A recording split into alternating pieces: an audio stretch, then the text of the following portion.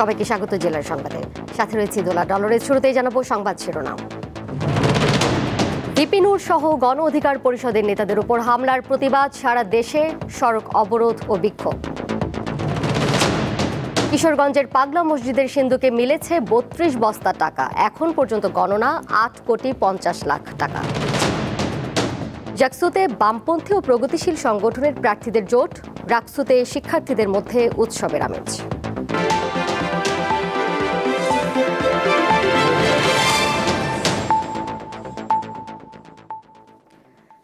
ঢাকার কাকরাইলে গণ অধিকার পরিষদের নেতাদের উপর হামলার প্রতিবাদে দেশের বিভিন্ন স্থানে সড়ক অবরোধ ও বিক্ষোভ কর্মসূচি পালন করেছে গণ অধিকার পরিষদের নেতাকর্মীরা। শনিবার দুপুরে চাঁপাইনবাবগঞ্জ শহরের বিশ্ব রোড মোড়ে কর্মসূচির আয়োজন করে গণ অধিকার পরিষদ। বেলা ১:১টার দিকে পরিষদের নেতাকর্মীরা রাজশাহী সোনা মসজিদ স্থলবন্দর মহাসড়কের বিশ্ব রোড মোড়ে ইট ফেলে ও টায়ার জ্বালিয়ে অবরোধ করে রাখে সড়ক। এতে সড়কে যানবাহন চলাচল বন্ধ হয়ে যায়। নুরুল হক নূরের ওপর হামলার প্রতিবাদে দিনাজপুরে বিক্ষোভ মিছিল করেছে জেলা গণ অধিকার পরিষদ। বেলা ১২টায় দিনাজপুর জেনারেল হাসপাতাল মোড় থেকে বিক্ষোভ মিছিল বের হয়। পরে শহরের বিভিন্ন সড়ক ঘুরে মিছিলটি কালীতলায় গিয়ে শেষ হয়। গণ অধিকার পরিষদের নেতারা জানান, হামলা করে গণ আন্দোলন দমিয়ে রাখা যাবে না। ভিপি নূরের ওপর হামলার প্রতিবাদে টাঙ্গাইলে জাতীয় পার্টির অফিস ভাঙচুর করেছেন গণ অধিকার পরিষদের নেতাকর্মীরা। নূরের ওপর হামলাকারীদের দ্রুত গ্রেপ্তার ও দৃষ্টান্তমূলক শাস্তির দাবিতে দুপুরে কুমিল্লার কোটবাড়ি বিশ্ব রোড এলাকায় সড়ক অবরোধ কর্মসূচি পালন করেন তার অনুসারীরা। এই সময় সড়কে যান চলাচল বন্ধ থাকে। নুরুল হক নূরের উপর হামলার প্রতিবাদে চট্টগ্রাম মহানগরীর ১৬ শহরে সড়ক অবরোধ করে বিক্ষোভ করেছে গণ অধিকার পরিষদের নেতাকর্মীরা।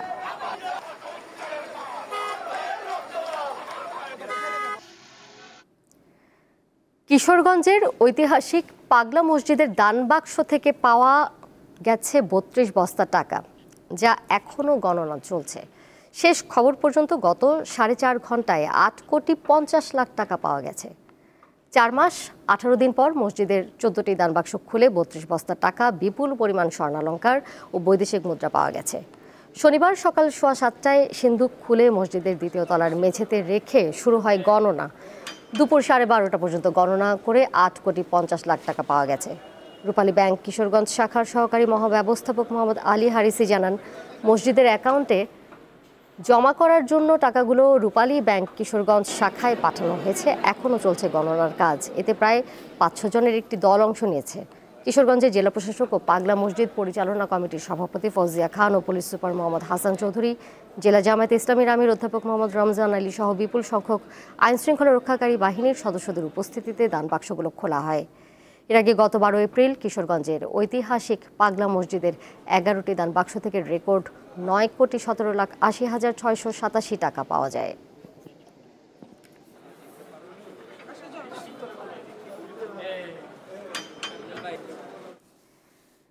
জাকসু নির্বাচনে বামপন্থী ও প্রগতিশীল সংগঠনের প্রার্থীদের নিয়ে ৫ সদস্যের সংসপ্তক পর্ষদ নামে প্যানেল ঘোষণা করেছে সমাজতান্ত্রিক ছাত্র ফ্রন্ট ও ছাত্র ইউনিয়নের প্রার্থীরা।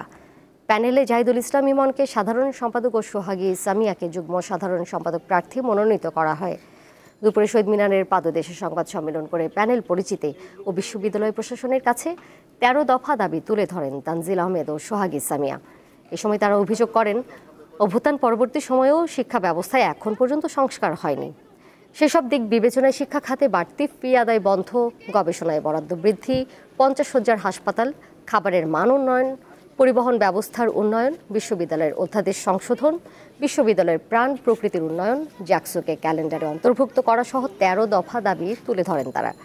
এছাড়া জাকসু নির্বাচনে বিশ্ববিদ্যালয়ে সেনা মোতায়েন না করে নিজস্ব নিরাপত্তা ব্যবস্থা উন্নয়নের দাবি জানান তারা।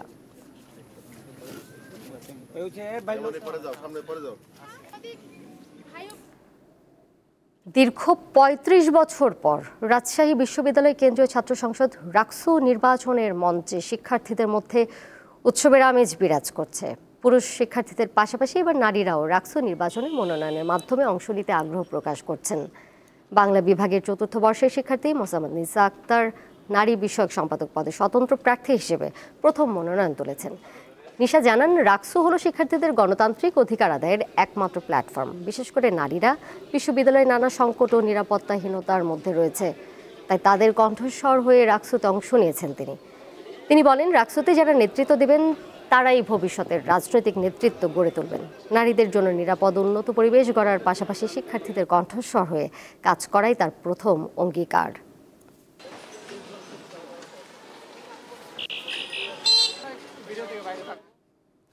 এবার কেওয়াই স্টিল চট্টগ্রাম সংবাদ।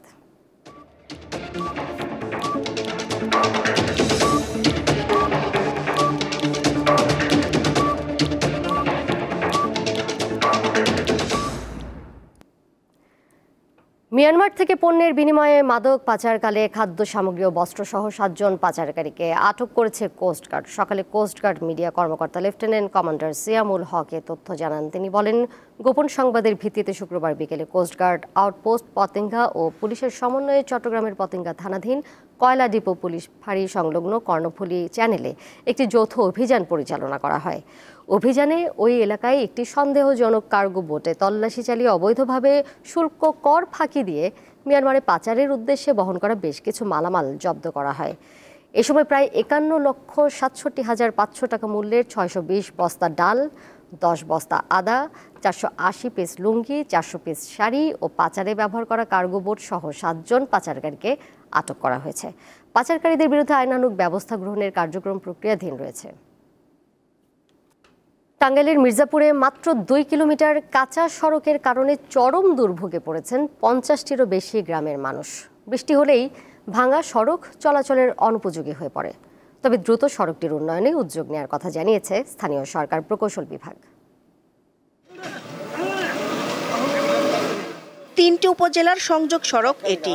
মাত্র 2 কিলোমিটার কাঁচা সড়কের কারণে লক্ষাধিক মানুষের প্রতিনিয়ত ভোগান্তি পোহাতে হচ্ছে।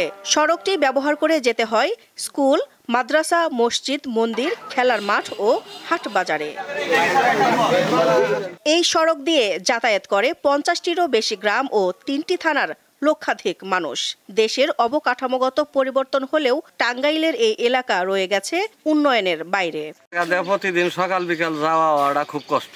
5-6 জন লোক নিয়ে দাহাইয়া নিয়ে যাওয়ার লাগে, গাড়ি পোল্ট্রি খায়, প্রতিদিন 1-2টা করে পোল্ট্রি খাই ফেলেছে। যে রাস্তাটা কতগুলা ভাঙ্গা কাজ আছে, আর এই রাস্তায় অনেক মসজিদ এবং কি সরকারি মাদ্রাসা পর্যন্ত এই রাস্তার মধ্যে আছে। গর্ভবতী মহিলা এই রাস্তা দিয়ে নিয়ে যাওয়া খুব কষ্ট হয়। কাঁচা সড়কের কারণে বর্ষা মৌসুমে মানুষের ভোগান্তি বেড়ে যায় কয়েক গুণ। স্থানীয়রা জানান, অসুস্থ রোগীদের হাসপাতালে নিতেও দুর্ভোগে পড়তে হয় তাদের। এছাড়া বারবার আশ্বাস দেয়া হলেও কাজের কাজ কিছুই হয়নি। আমাদের এলাকার মধ্যে সবচেয়ে জনবহুল রাস্তা বর্তমানে পরিত্যক্ত অবস্থায় আছে। আমরা কর্তৃপক্ষের নিকট জোরালো দাবি জানাবো, অবিলম্বে এই রাস্তাটি যেন পাকা করে দেয়। কিরকম ভাঙাচুরা, এই রাস্তায় আমার হাত পড়ে যে ভেঙে গেছে, অনেক লোকেরই ভাঙছে। লক্ষ লক্ষ মানুষ চলাফেরা করে, আর সবচেয়ে একটা দর্শন একটা স্থান, আর পাশে হলো আমাদের একটা মসজিদ, মাদ্রাসা এবং কিছু ছাত্রছাত্রী ঠিকমতো যাইতে পারতেছে না। সড়কে চলাচলে নানাভাবে ভোগান্তিতে পড়তে হয়। একটু বৃষ্টিতে হাঁটু পরিমাণ কাদা মারিয়ে চলতে হয় মানুষদের। রাস্তা কাদার জন্য আমরা স্কুল যেতে পারি না, আমাদের স্যাররা অনেক বকাঝকা করে। একটু পানি হইলেই স্কুলে আমার ছাত্রছাত্রী আসতে পারে না। শুধু ছাত্রছাত্রী নেয়, আশেপাশের উপজেলা এবং গ্রামের লোকজনও এই রাস্তা দিয়ে চলাচল করতে পারে না। অবশ্য টাঙ্গাইল স্থানীয় প্রকৌশল অধিদপ্তর জানিয়েছে, দ্রুত রাস্তাটির কাজ শুরু করা হবে। রাস্তাটি পাকা করার জন্য আমাদের ডিপিভুক্ত প্রস্তাবনা প্রক্রিয়া চলতেছে। আমরা সম্প্রতি ডিপিভুক্ত করে দিব এবং রাস্তাটা পর্যায়ক্রমে আমরা পাকা করার পর্যায়ে নিয়ে আসবো। রাস্তাটি সংস্কার করা হলে লক্ষাধিক মানুষের ভোগান্তি লাঘব হবে, এমনটাই প্রত্যাশা স্থানীয়দের। দীপ্ত, বার্তাকক্ষ। জাতীয় পার্টি নিষিদ্ধের আইনগত দিক যাচাই বাছাই করে দেখা হচ্ছে বলে জানিয়েছেন অ্যাটর্নি জেনারেল মোহাম্মদ আসাদুজ্জামান। জাতীয় বিশ্ববিদ্যালয়ের ঝিনাইদহ আঞ্চলিক কেন্দ্র উদ্বোধন শেষে সাংবাদিকদের প্রশ্নের জবাবে অ্যাটর্নি জেনারেল কথা বলেন। তিনি বলেন, নুরুল হক নূরের ওপর হামলা বিচ্ছিন্ন কোনো ঘটনা নয়, এটা গভীর চক্রান্ত ও ষড়যন্ত্রের একটি অংশ। এটি অত্যন্ত ন্যাক্কারজনক, নিন্দনীয় এবং অপরাধমূলক ঘটনা। তিনি আরও বলেন, সরকার বৈষম্য বিরোধী ছাত্র আন্দোলনের যারা বিরোধিতা করেছেন তাদের বিরুদ্ধে যাচাই বাছাই করছে। জাতীয় পার্টি 1982 সাল থেকে 1990 সাল পর্যন্ত বাংলাদেশের মানুষের রক্তের সাথে বেইমানি করেছে, রক্ত নিয়ে খেলেছে। জাতীয় পার্টি জুলাই বিপ্লবে আওয়ামী লীগের সহযোগিতা করেছে, তাদের পুরনো ইতিহাস উন্মোচন করেছে। এ কারণে জাতীয় পার্টি নিষিদ্ধের দাবির আইনগত দিক যাচাই বাছাই করে সিদ্ধান্ত নেওয়া হবে।